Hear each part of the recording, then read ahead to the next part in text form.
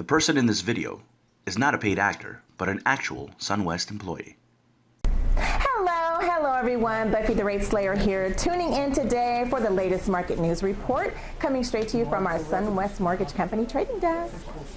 Okay, so Treasury yields fell slightly today following tepid exports data from Japan.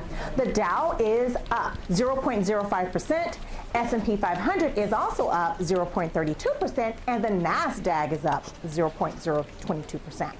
Crude oil has dropped nearly 3% to lowest settlement in a month. So what else is shaking the markets today? And in Washington, Congress and the Trump administration have agreed on overall spending levels and raising the U.S. government's borrowing limit for 2 years.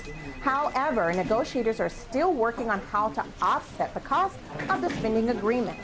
Offsetting the cost of the agreement remains a major hurdle in the negotiations as conservatives look to trim a federal budget deficit expected to balloon to more than $1 trillion during the Trump administration. So, stock market investors have been excited about the Federal Reserve's expected interest rate cuts, but the move could hurt big banks.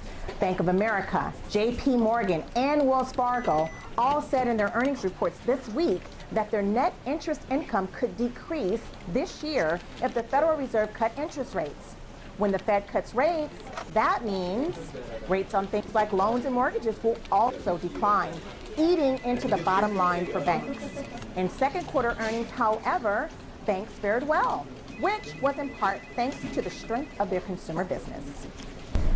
So sorry to go, but that's all the news for today. Stay tuned for more updates while our trading desk will keep you informed with pricing incentives. Buffy out.